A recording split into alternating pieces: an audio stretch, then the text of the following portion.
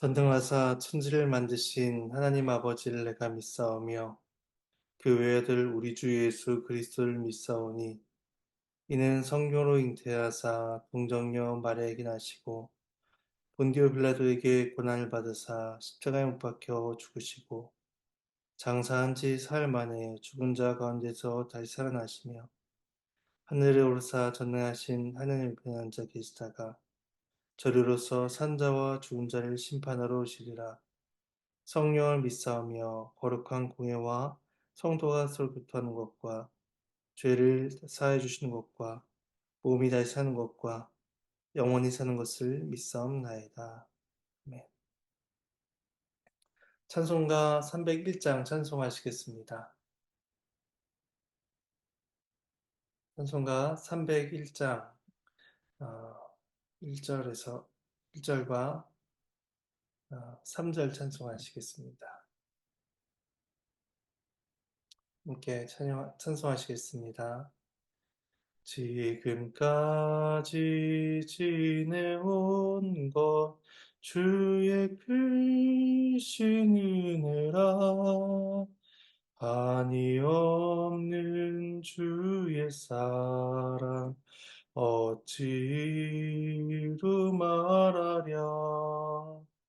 자나깨나 주의 손이 항상 살펴주시고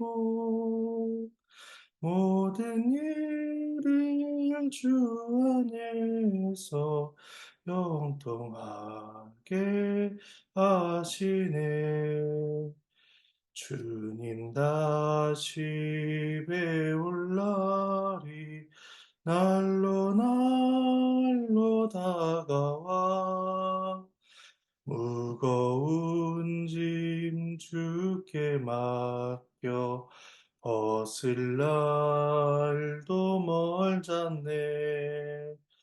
자를 위해 예비하신 고향 집에 돌아가 아버지의 품 안에서 영원토록 살리라. 네, 함께 보실 말씀은 사도행전입니다. 사도행전 1장 12절에서 26절까지 말씀입니다.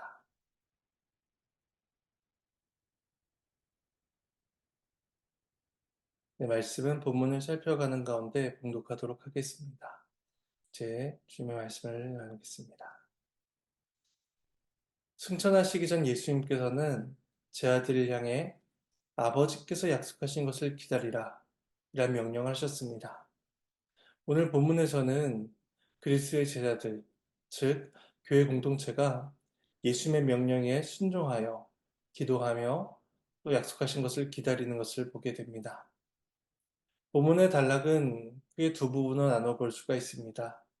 12절에서 14절은 예루살렘에서 기도한 제자들에 대해서 말씀하고 있고 15절에서 26절까지는 유다를 대체할 12번째 사도를 세운 일을 말씀하고 있습니다. 먼저 12, 14절을 제가 봉독하도록 하겠습니다. 제자들이 감람원이라 하는 산으로부터 예루살렘에 돌아오니 이 산은 예루살렘에서 가까워 안식일에 가기 알맞은 길이라. 들어가 그들이 유하는 다락방으로 올라가니 베드로, 요한, 야고보, 안드레와 빌립, 도마와 바들로메, 마테와 및 알페오의 아들 야고보, 셀롯인 시몬, 야고보의 아들 유다가 다 거기 있어. 여자들과 예수의 어머니 마리아와 예수의 아들과 더불어 마음을 같이하여 오로지 기도에 힘쓰더라. 제자들은 감람산에서 이동해 예루살렘의 한 다락방에서 모입니다. 우리는 승천 이야기의 말미에 이르러서야 예수님의 승천이 감람산에서 일어났다라는 것을 알게 됩니다. 감람산과 예루살렘의 거리에 대해서는 안식일에 가기 알맞은 길이다 라는 설명을 덧붙이고 있습니다. 유대인들은 안식일에 이동할 수 있는 거리를 약 1km 내외로 정해놓았는데 걷는 시간으로 보면 10분에서 15분 내외에 가까운 거리입니다.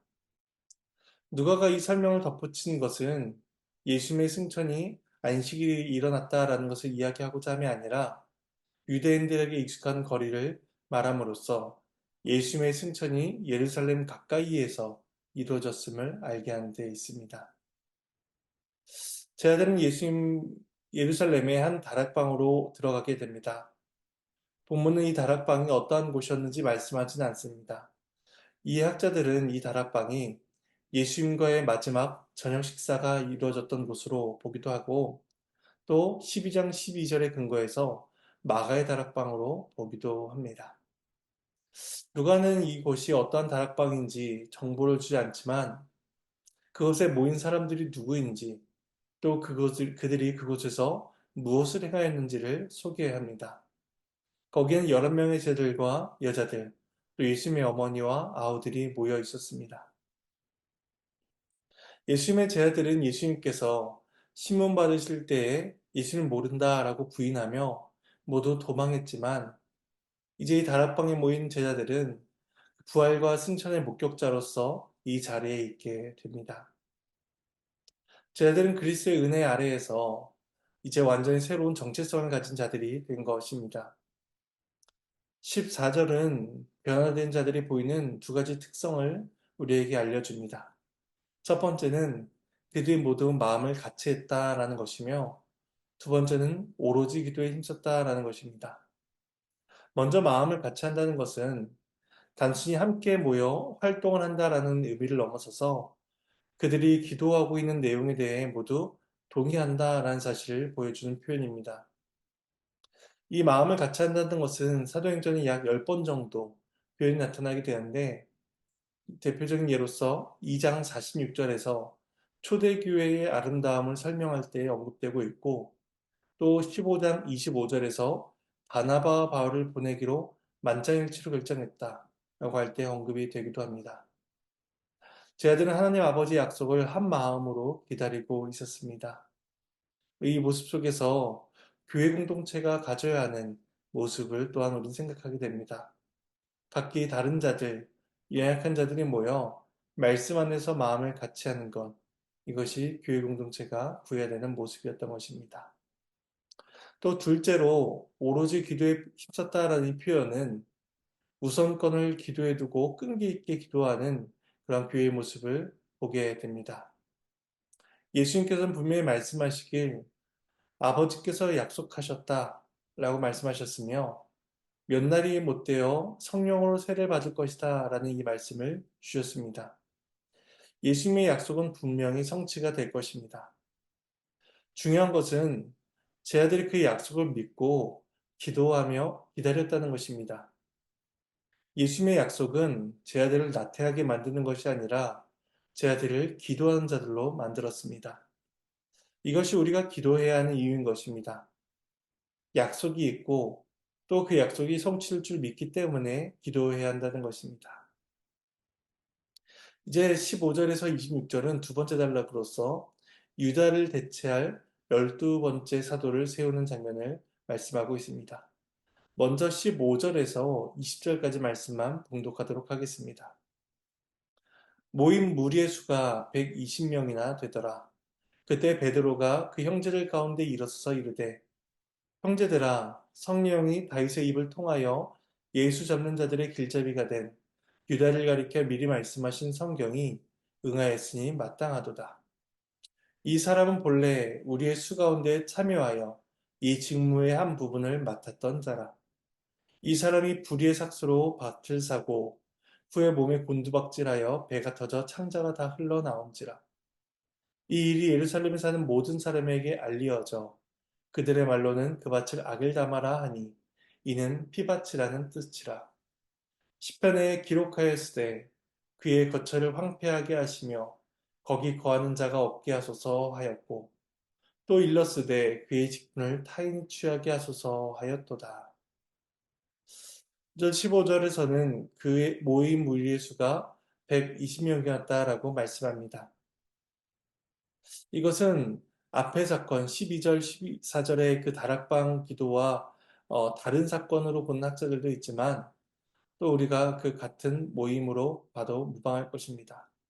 그러니까 12, 14절에서는 제 아들의 이름과 또 여인들 이름을 언급한 다음에 이제 15절에서는 그 수가 120명이었다라고 말씀하고 있다라고 보는 것입니다. 혹 어떤 사람들은 12, 14절에서는 그 20명 이하로 그 이름을 언급하고 있는데 갑자기 15절에서 120명이다라는 많은 인원이 나타난 것을 보면서 이것을 좀 비평적으로 보는 학자들도 있지만 우리는 초대교회의 성장이 성경 곳곳에서 일어났다는 것을 확인하게 됩니다. 또 그 대표적인 예가 사도행전일 것입니다. 그리고 부활하신 예수님께서 500여 명의 형제에게 보이셨다라고 고린전서 15장 6절에서 말씀하고 있기 때문에 100명이 넘는 무리가 모였고 또 100명이 넘는 그런 부활의 목격자들이 모였다라는 것은 자연스러운 초대교회의 모습임을 우리는 알아야 될 것입니다. 그런데 이제 한글 성경은 모인 무리의 수가 120명이었다는 사실을 먼저 언급하고 있지만 헬라어 성경에서는 그때 베드로가 말하였다라는 내용을 먼저 기록하며 오히려 베드로의 등장을 더 중점적으로 표현하고 있습니다. 사실 베드로는 예수님을 3번이나 부인한 제자로서 예수님을 판 가룟 유다와 다를 바 없다라는 비판을 받기에 마땅했습니다. 하지만 베드로는 예수 그리스도의 그 은혜 안에서 용서와 회복의 은혜를 경험했으며 이제는 완전히 새로운 정체성을 가진 자가 되어 교회를 세우는 일에 힘쓴 자가 되었음을 보게 됩니다. 이제 그 베드로가 꺼낸 주제는 유다의 배신과 죽음으로 인해 공석이 된 사도의 자리를 채우는 것에 대해서입니다. 누가복음 22장 30절에서 예수님께서는 다음과 같이 말씀하셨습니다. 너희로 내 나라에 있어 내 상에서 먹고 마시며 또는 보좌에 앉아 이스라엘 12지파를 다스리게 하려 하노라. 누가복음 22장 30절 말씀입니다. 베드로는 예수님께서 세우신 그 12명의 사도가 주의 나라를 위해 맡겨진 직임을 감당해야 된다. 라고 이런 생각을 하게 되었을 것이고 그래서 공석이 된 한 명을 더 뽑고자 합니다. 이것을 위해서 베드로는 먼저 유다의 죽음에 대해서 이야기하고 그 다음에 그것이 구약 성경의 성취임을 선언함으로써 12번째 사도를 뽑는 것이 정당한 근거가 있음을 제시합니다. 그래서 16절에서 베드로는 유다에게 일어난 일이 다윗의 입을 통하여 예언된 바로서 성취할 필요가 있다라고 말을 시작합니다. 물론 유다에게 닥친 일이 성경에 예언되어 있었다고 해서 유다가 무죄하다라고 할 수는 없습니다. 왜냐하면 유다가 예언 때문에 억지로 예수님을 배반한 것이 아니라 그 마음에 있는 사악함을 따라서 그 모든 죄를 행했기 때문입니다. 그래서 18절에서 19절에서는 유다가 겪게 된 비참한 결과에 대한 설명이 덧붙여지고 있습니다. 유다의 일은 예루살렘에 사는 모든 사람들에게 알려질 정도로 공공연한 사실이었습니다. 마태복음 27장에서는 유다가 목매어 죽었다라고 말씀하는데 오늘 본문에서는 그의 몸이 곤두박질하여 배가 터져 죽었다라고 말씀하고 있습니다. 그것은 아마도 목매었던 줄이 끊어지거나 그 나무가 부러지면서 그의 몸이 떨어져 이렇게 곤두박질 친 것으로 보여집니다. 그리고 또한 마태복음에서는 대제사장들이 밭을 산 것으로 기록하고 있는 반면에 본문은 유다가 불의의 삭스로 밭을 샀다라고 말을 함으로써 그 내용이 마태복음과 상충되는 것처럼 보여집니다.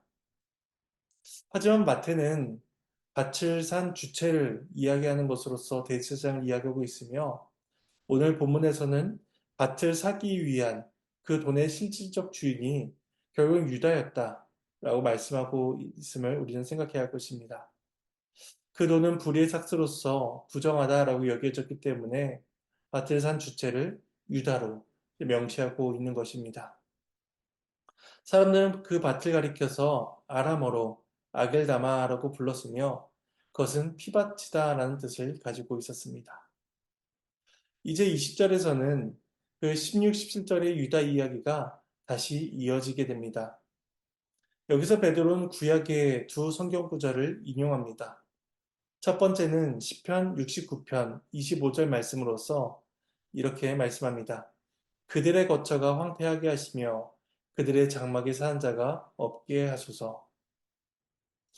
여기에서 베드로는 그 시편 69편에 그들의라는 표현을 그의라고 표현하며 유다에게 적용하고 있습니다. 그리고 그가 산 밭이 황폐하게 됨으로써 아무도 살지 못할 것이다 라고 이제 이야기합니다. 마태복음 27장에 의하면 그 밭은 나그네들의 무덤이 되었다라고 우리는 보게 됩니다. 그리고 이어서 오늘 본문에서 베드로가 두 번째로 인용하는 성경 구절은 시편 109편 8절의 말씀으로서 그의 연수를 짧게 하시며 그의 직분을 타인이 빼앗게 하시며 라는 말씀입니다. 이 말씀은 원수의 생명을 빼앗으시고 또 그의 직분을 타인이 이어받게 해달라라는 요청의 강구를 인용하고 있는 것입니다. 이러한 구약의 인용은 유다의 직분을 다른 사람에게 넘겨주는 것이 합당하다라는 것을 보여주는 근거 구절로서 사용이 되고 있습니다. 그래서 베드로는 시편 69편의 말씀이 유다에게 성취되었으므로 이제 109편의 말씀도 이루어져야 된다라고 보고 있는 것입니다. 이제 본문 21절에서 마지막 26절까지 말씀을 제가 봉독하도록 하겠습니다. 이러함으로 요한의 세례로부터 우리 가운데에서 올려져 가신 날까지 주 예수께서 우리 가운데 출입하실 때에 항상 우리와 함께 다니던 사람 중에 하나를 세워 우리와 더불어 예수께서 부활하심을 증언할 사람이 되게 하리라 하거늘 그들이 두 사람을 내세우니 하나는 바사바라고도 하고 별명은 유스도라고도 하는 요셉이요 하나는 마띠아라. 그들이 기도하여 이르되 뭇사람을 마음을 아시는 주여 이 두 사람 중에 누가 주님께 택하신 바 되어 봉사와 및 사도의 직분을 대신할 자인지를 보이시옵소서. 유다니 직무를 버리고 제 곳으로 갔나이다 하고 제비 뽑아 마띠아를 얻으니 그가 11사도의 수에 들어가니라. 하나님의 말씀입니다. 하나님께 감사합니다. 21절, 22절 상반절에서는 사도의 자격에 대해서 말씀을 하고 있습니다. 사도의 자격은 요한의 세례로부터 우리 가운데서 올려져 가신 날까지 우리와 함께 다니던 자여야 한다 라는 것입니다. 여기에서 요한의 세례는 예수님의 공생의 사역 초기를 가리키는 표현으로서 예수님의 공생의 사역을 보고 경험한 자여야 된다라는 것을 이야기하고 있습니다. 그리고 그러한 사도가 해야 되는 일은 그의 사명은 예수께서 부활하심을 증언해야 된다는 것입니다. 이것을 위해서 그 사람은 예수님의 부활을 목격한 사람이어야 하며 더 나아가 예수님의 승천까지도 경험해야만 했습니다. 그들은 이제 두 사도를 후보로 제시하게 됩니다. 요셉은 바사바라는 또 다른 이름과 유스도라는 별명까지 가진 사람이다라고 언급함으로써 이 요셉, 바사바가 더 유력한 후보로서 보여지고 있습니다. 하지만 그들은 유력한 사람을 뽑거나 또 다수결이라는 방식을 사용하지 않습니다. 그들은 하나님께 기도하며 유다의 직무를 대신할 사람을 간구하게 됩니다. 그래서 그들은 기도했고 또 기도를 마친 후에 제비를 뽑게 됩니다. 그리고 유력해 보였던 요셉이 아니라 마띠아가 선출되어 사도의 수에 들어가게 되었음을 우리는 확인하게 됩니다.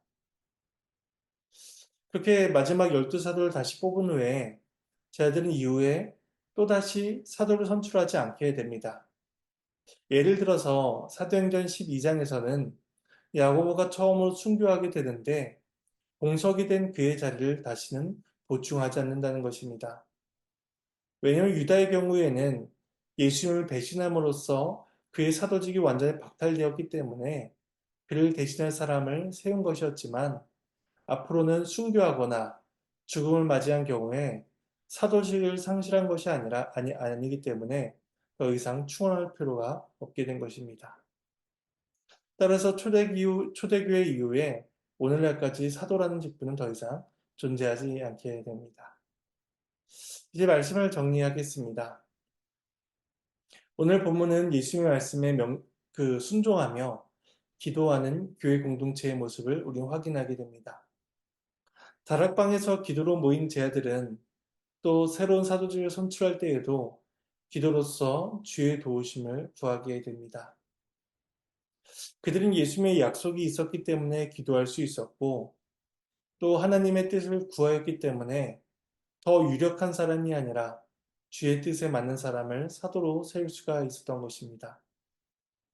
우리 이러한 교회의 모습들을 보면서 우리가 왜 기도해야 하며 또 어떻게 기도해야 되는지를 돌아보게 됩니다. 우리는 기도를 통해서 삼위일체 하나님께 주시는 그 은혜와 유익을 사모해야 하며 또 하나님의 뜻을 구하며 우리는 우리에게 주어진 일들을 해 가야 할 것입니다. 그 가운데 하나님의 은혜를 누리며 살아가는 저와 여러분이 되기를 간절히 소망합니다. 제가 잠시 기도하도록 하겠습니다. 하나님의 은혜에 감사를 드립니다. 오늘 말씀 속에서 주의 약속을 기다리며 기도하던 제자들, 또 12사도를 또 세우며 기도하던 그 초대교회의 모습들을 보게 됩니다. 하나님께서 약속하신 그 말씀을 우리 또한 기억하고 기다리며 모든 일에 기도로서 나아가게 하시고 또 우리에게 맡겨진 일들 속에서 하나님의 뜻과 도우심을 구하며 그렇게 나아가는 우리 모든 교회 공동체가 될 수 있도록 도와주시옵소서. 하나님의 말씀이 있기 때문에 기도할 수 있고 또 하나님의 도우심이 있기 때문에 우리가 기도할 수 있습니다. 이러한 은혜를 누리는 우리 모두가 되게 하여 주시옵소서. 감사를 드리며 이 모든 말씀 예수님의 이름으로 기도합니다. 이 시간 주님께서 가르쳐 주신 기도로 마치겠습니다. 하늘에 계신 우리 아버지여 이름이 거룩히 여김을 받으시오며 나라가 임하시오며 뜻이 하늘에서 이루어진 것 같이 땅에서도 이루어지리이다. 오늘 우리에게 일용할 양식을 주시옵고 우리가 우리에게 죄 지은 자를 사해 준 것 같이 우리의 죄를 사해 주시옵고 우리를 시험에 들게 하지 마시옵고 다만 악에서 구하시옵소서. 나라와 권세와 영광이 아버지께 영원히 있사옵나이다. 아멘.